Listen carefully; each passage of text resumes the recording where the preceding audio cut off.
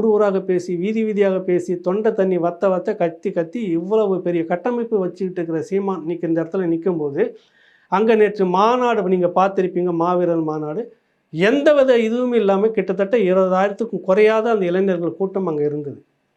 அப்போ இப்படியான கட்டமைப்பை வந்து இதே காலகட்டத்தில் துவாரகா என்ற பேரை கொண்டு வந்து சொருகி நீங்கள் உடைக்கணும், சிதைக்கணும். அதுதான் உண்மையிலே துவாரகா இருந்தால் மகிழ்ச்சி. நம்ம அதை மறுக்கவே இல்லை. துவாரகா இருந்து உண்மையாக தலைவர் இருந்து தலைவருடைய குடும்பத்தார் இருந்து தமிழ்நாட்டுக்குள்ளே இந்த மாதிரியான விஷயங்கள், சர்வதேசத்துக்குள்ளே இந்த மாதிரியான விடயங்கள் வரும்போது கவனமாக கையாண்டு உள்ளே நுழைந்திருப்பார்கள். அவருடைய வெளிப்பாடு மிக தெளிவானதாக இருந்திருக்கும்.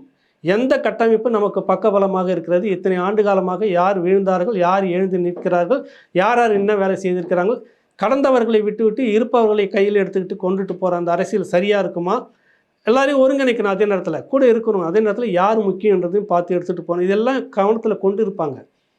இந்த அரசியலை வந்து இன்றைக்கி நீங்கள் என்ன பண்ணுறீங்க, கொண்டு வந்து துவாரகா அப்படின்னு ஒன்று கொண்டு வந்து செயற்கையாக உள்ளே நுழைச்சி இந்த இளைஞர்களுடைய எழுச்சியெல்லாம் நீங்கள் காயடிக்கணுன்ற ஒரு திட்டம் இதுக்குள்ளே உங்களுக்கு இல்லாத இருக்கிறதா?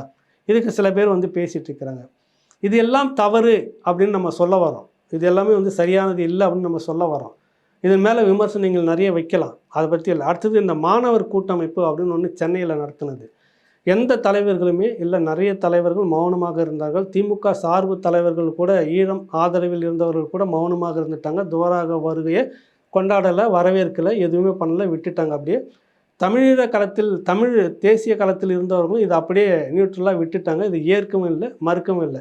வந்தால் மகிழ்ச்சி, ஆனால் வந்த முறை சரியில்லை அப்படின்னு தான் நம்ம எல்லாருமே சொல்லிட்டு இருக்கிறோம். மாணவர் கூட்டமைப்பு ஒரு நிகழ்ச்சி சென்னையில் நடத்தினது. அவர்கள் ஒவ்வொரு ஆண்டுமே வந்துட்டு அந்த ஏதாவது ஒரு நிகழ்ச்சி பேர சொல்லி இந்த மாவீரர் நாள் நிகழ்ச்சி